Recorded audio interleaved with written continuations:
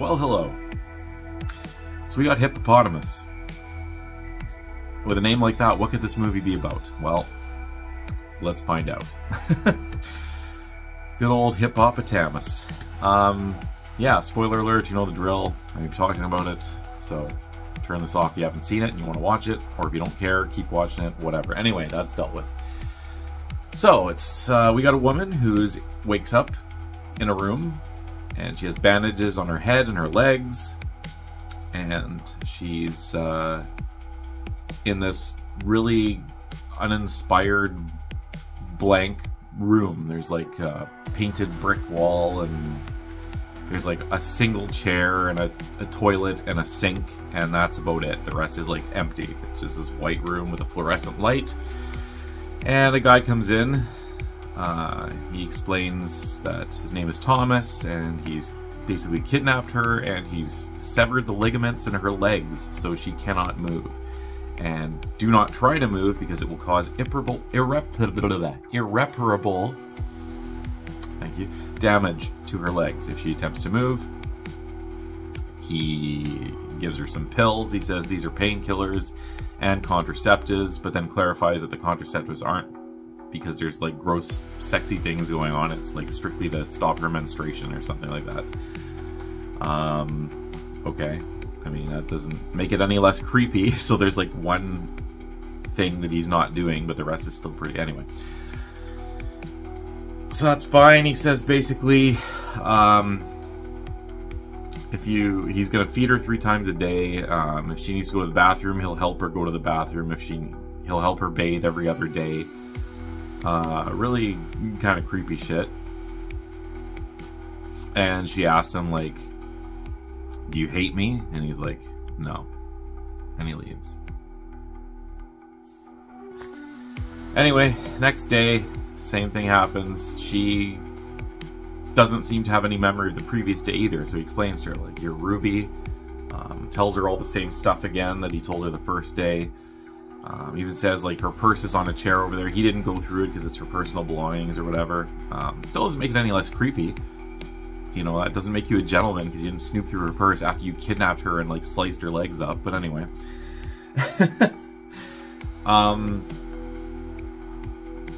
Yeah, so that happens. She ends up, like, doing this for a couple days in a row or whatever, and one day she starts to realize that, like, her head, she has like a bandage on her head, and there's like no injury, or the injury is healed or something, and she takes off the wraps on her knees and whatnot, and there's no scars or anything either. So it's like, okay, well, what's going on here? They end up showing that, like, at night when she's unconscious, these painkillers / contraceptives, I guess, are actually pills to knock her out before she goes to bed. So she's like completely unconscious, and he's playing repeated subliminal messages over like a PA system in the room or something. So basically saying, like, your legs are broken, you cannot move, you're in excruciating pain. Your legs are broken, you cannot move, you're in excruciating pain, blah blah blah, repeated like the entire time she's sleeping. So subliminal messaging burning into her head, so that she wakes up and like actually thinks that she can't use her legs and that they're in pain and all that stuff. So that's kind of interesting. Yeah, so eventually, like, he brings her a table and whatnot, and he's like trying his best to seem like he's a good guy. He brings her a book, whatnot. He brings her like a pillow finally, and a blanket, and a little air mattress and stuff, and I mean, to make it more comfortable, he basically asks her, like, "What do you want?" And she says, "I'm bored out of my fucking mind. Like, I have nothing to do. I have like a tennis ball that I can throw at the wall, but like, that won't entertain you for, like, you know, 16 to 18 hour day or whatever she's awake for." Oh, there's also a curfew I forgot to mention. So he tells her to, like, you know, day begins at this, lights out at this. I can't remember what the times are. I think lights out are at 11 or something. But yeah, she's bored out of her mind. So yeah, he brings her this book. She's reading it, and a couple days pass or whatever, and she sees like some messages written in it that they're like backwards letters or like weird symbols, and she ends up breaking her compact and taking like a little shard of the mirror to read it, and it says don't trust him or whatever, and she like stuffs the little shard in her knee bandages or whatever.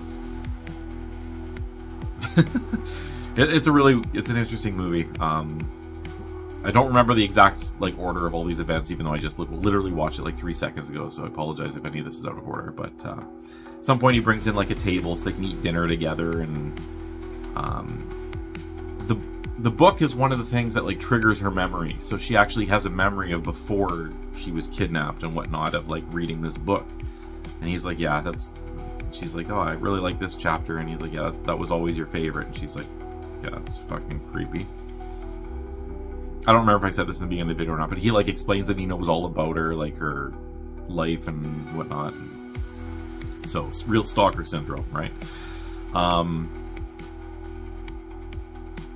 Yeah, there's just a lot of that kind of stuff, like build up. She's slowly regaining memories. He brings her like a dinner that like jogs her memory, and she actually has a vivid memory of them out at a restaurant eating dinner together. And he's like, yeah, that was our anniversary. And she's like, what? Like we were together?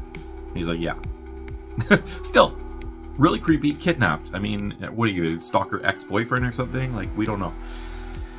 Anyway, the more the story progresses, the more memories come back. She asks for like a red bush tea or something, and he brings it to her like instantly. And she's like, "You knew I was gonna ask for this, right?" And he's like, "Yeah, you always ask for that."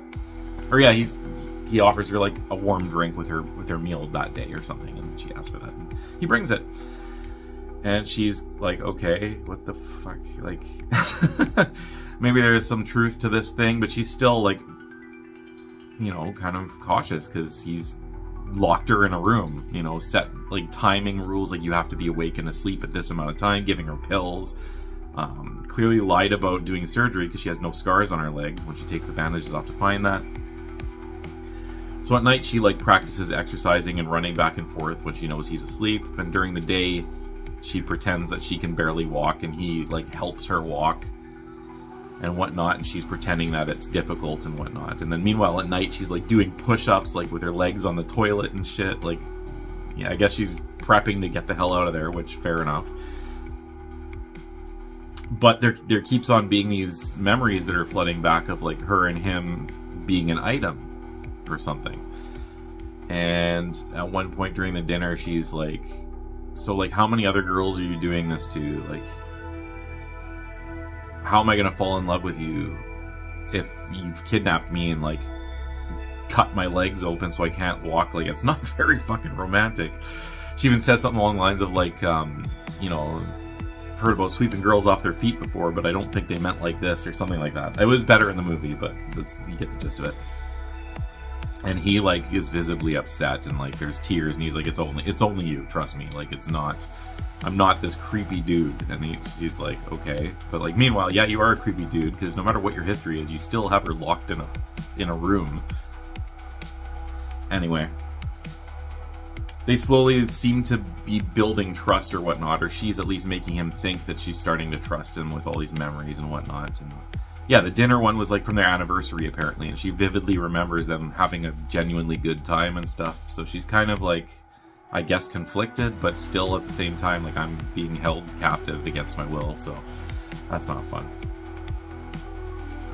Eventually there's like, oh yeah, he puts on some music and they share a dance, and it seems like it's like a prom night memory or something of him saying that he loves her and he wants to spend the rest of his life with her, and she acknowledges it and says, yeah, I feel the same way. I'm assuming it's their prom, so it's like an even earlier memory or something. I guess he's using these specific things to try to trigger memories to prove that he's not just some freak and that they actually have a history and whatnot. And yet again, I know I've said this like 8 times now, but you still have her locked in a room, dude. Like, I don't know, man. But he's doing what he can, I guess. I don't know. Eventually, he ends up telling. There's another memory triggered. I can't remember what it's from or something, but he ends up telling her exactly like what happened. She asks him basically like, if we have this history, how did we end up like this? And so he explains basically they had like her old roommate Nick or whatever, and her and him were supposed to hang out, but he missed his train, and Ruby and Nick were already at the bar and getting kind of sloshed and whatnot. And he calls her in a cab saying, okay, I'm gonna just meet you at your place or whatever. I'll meet you guys there. And so he's on his way, and then there's a scene where Nick gets a little bit, how do I say this without getting canceled on YouTube? Gets a little bit forcefully frisky. There we go, that's a good way to say it. Against her consent. And so that happens, and she tries to fight back, and he like beats her so hard that she goes unconscious, and he's doing that as, you know, post unconscious, he's doing his thing as Thomas enters the house and heads upstairs, and he sees that, and he basically beats the shit out of this guy, ends up killing him. And then he like tends to Ruby. He's like, oh my god, are you okay? And she, at that point, I guess he beat her so hard that she got amnesia, or like had enough brain damage to concuss, and like she can't remember anything, doesn't remember who Thomas is, doesn't know what happened to her, is like drifting in and out of consciousness. So Thomas right away calls his buddy Rob, who dropped him off. It wasn't a cab, it was his buddy, sorry, who dropped him off, and they're driving, and Rob's freaking out, like, why the hell did you get me involved in this? Like, what the fuck, you killed a dude, you know? And they're all stressing out. And so instead of doing the logical thing, going to the police and say, listen, I walked in on this, he'll get charged with manslaughter still, to be fair. Like, you did kill a guy, even though it was defending your friend. I don't know, well, would that be murder or manslaughter? Is manslaughter... Yeah, manslaughter is unintentional killing, murder is intentional, so it would be manslaughter. Yeah, you're gonna be in shit, let's be honest. But under the circumstance, you might get away with a small sentence or a fine, or I don't know. I don't know how it works in the UK, because that's where they are. So regardless, instead of doing that, they have Rob drive them out to like the north of the country, like way up in, I'm guessing way up in Scotland or something, and he drops them off and fucks off, and basically they disappear off the map. Thomas steals like a little boat at a lighthouse and rows to some tiny little island with a deserted farm on it or something, and essentially sets up this whole place. I guess she's unconscious the whole time, and he is trying to get her to have a memory, but she's like, every day it's the same thing and it's stressful. She's always scared of him, so he's like, I need to create a situation where I have some control over it, and I can help you get your memory back. So, you know, he's in his head, he's like, she already thinks that I'm a kidnapper, so let's just roll with that. Which, like, fuck, I don't know. Like, well-intentioned or not, this guy is not going about this correctly in any way. Like, every step of the, I don't know, anyway. So he rolls with that, he sets up this room as like a captive room, and, you know, makes up the whole story of kidnapping her and cutting her tendons and whatnot, and playing the subliminal messages. And like, okay, if you're gonna use subliminal messages to burn something into someone's head, like, why wouldn't you use subliminal messages of like your past together? I don't know, there's a lot of questions, but it doesn't matter. I mean, he's a young guy, you probably just, I don't know, there's no excuse for him. Why am I trying to make one for him? Anyway, he tells her all this, and eventually I guess her memory clicks, and she believes him and has enough memories of their past together to believe them, and they have like a little, I guess, date night in this weird cellar. She does like a little lap dance for him, and they end up like, you know, doing the horizontal dance, if you know what I'm saying. And the next morning she wakes up and still has like the butterflies in her stomach look when she's looking at him or something, and she seems content and still like she has a... Oh yeah, so he was saying too that like her amnesia that she has is like is it a degenerative? I can't remember what it is, but like every day basically her brain resets, so she can only regain certain memories if she sleeps a certain amount of time or something like that. Like he said that the reason he timed her sleep was so that he could let her relearn memories for more than just a single day or something like that. Anyway, yeah, so he's attempted to learn everything he can about that condition, and this is essentially the case that that he was trying to do. Whatever. Anyway, she wakes up and I guess she has her memories of everything that he explained to her or whatnot. But his alarm goes off and she stops it right away, and then she kind of looks a little bit freaked out. And so there's... I'll just tell the story and then I'll tell you about the theory. So anyway, that happens and she very slowly gets that little shard of glass as he's sleeping there. And, you know, they clearly spent a consensual night together, and she goes ahead and stabs him in the throat, kills the guy, crawls up the stairs and crawls to the end of the island, the shore, pushes a boat off but collapses, and the boat just goes off, and she's kind of just like face down in the water. I think she's face down. I don't know. She's had dreams apparently this whole time, like recurring dreams of her drowning or something, so maybe it's like symbolic, I don't know. But anyway, she collapses at the shore. I don't know if her face in the water, if she dies or not. But anyway, boat's gone, and he's dead, and some fucking Canada gooses fly over, and it's a beautiful shot. And then there's a scene at the very end that cuts to her in a hospital, waking up, and the doc, or the paramedic, or whatever it is, explaining the amnesia situation, and he leaves the hospital room, and it turns out that's the cellar still, and he's got kind of a limp or whatever, and it's revealed that it's Thomas, and then the movie ends. So, okay. A, was he telling the truth? B, was he just a crazy stalker? C, is he just a guy who found a girl and kidnapped her? It doesn't really say. It's kind of open to interpretation. A lot of the theories that I've seen have said that essentially he never did actually date her, but always wanted to, and he was manipulating the memories or something. Like the unconsensual event with Nick, for example, she wasn't even conscious for that. And the part that she was conscious for, she was completely blackout drunk for. So he could manipulate that story any way he saw fit. Maybe Nick was her boyfriend, but that's like a memory that he didn't want her to remember. Maybe they were high school sweethearts that stayed friends or something. I don't know. But, you know, we don't know if Nick actually did what he told her that he did. So that would make more sense if he killed the boyfriend and, like, took her off to this island than if he saved her from that form of assault and didn't go to the cops or anything. Like, it makes more sense. So that's a decent theory. The end scene at the hospital, you can either interpret that as, like, he somehow survived. Some of the forums said there was, like, a scarf around his neck or a bandage or something. I didn't see that. I don't remember that. But maybe he survived. So either he survived and he's doing it all over again, or he died and that's, like, the first chronological scene of the film. It could be either. Yeah. So what do I think of the movie? This is an interesting one, because I kind of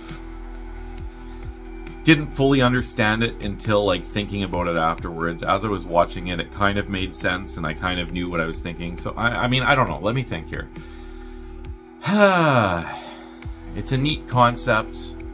It was executed okay. There's still some weird things, though, too. Like, if he was, like, really trying to fix her and care for her, he went really the wrong way about it. Like,